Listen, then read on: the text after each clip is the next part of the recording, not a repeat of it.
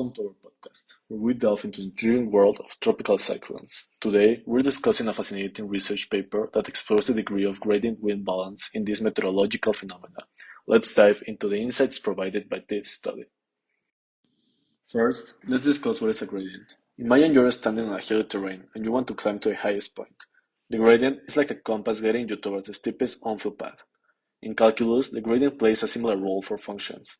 In essence, the gradient at a specific point of a function is a vector that points in the direction of the steepest increase on that point. It's like finding the slope of a hill at a particular spot, but in multiple dimensions. When dealing with functions of multiple variables, the gradient is a vector containing the partial derivatives of the function with respect to each variable. Each component of this vector shows the rate of change of the function in a specific direction. Knowing this, our focus is on understanding how the gradient wind balance plays a vital role in tropical cyclones. This study aims to uncover the statistical relationship between tropical cyclones, characteristics, and the degree of gradient wind balance, providing essential insights for the field, understanding the dynamics of tropical cyclones and their connection to the gradient wind balance. But first, we need to understand what is the gradient wind balance. Gradient wind balance is a fundamental concept in meteorology that describes the equilibrium between two crucial forces in the atmosphere, the pressure gradient force and the Coriolis force. It's a delicate balance that dictates how air moves around low pressure centers, such as cyclones, and high pressure centers like anticyclones. One significant finding in the paper emphasizes the influence of wind profile shape on gradient wind anomalies. Peak wind profiles characterized by significant radial gradient momentum have a higher likelihood of exhibiting a gradient winds above 15 meters per second compared to periods with flat wind profiles.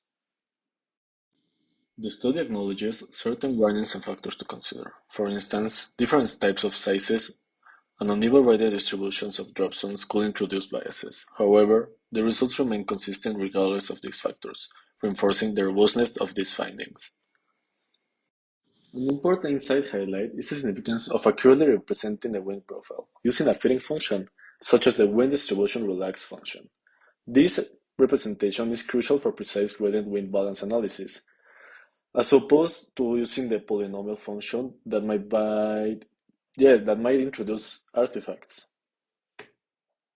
So we could say that as a conclusion, this research paper contributes invaluable insights into the relationship between tropical cyclone characteristics and gradient wind balance using drop zone observations. Understanding the dynamic of tropical cyclones, especially the presence of a peak wind profile that is determined by the gradient, is crucial in predicting the likelihood of supergradient winds. These findings could open doors for future studies in this fascinating field of meteorology. And as I mentioned before, this study will undoubtedly pave the way for future studies in the field. Meteorologists and scientists will continue to build upon these findings to refine our understandings of tropical cyclones, leading to more accurate forecasting and improved preparedness for these powerful storms, preventing many damage and deaths. So finally, it's time to say goodbye. Thank you for joining us today as we explore this scientific study. Stay tuned for more engaging discussions on the latest research and discoveries in the world of science. Until next time, keep exploring and stay curious.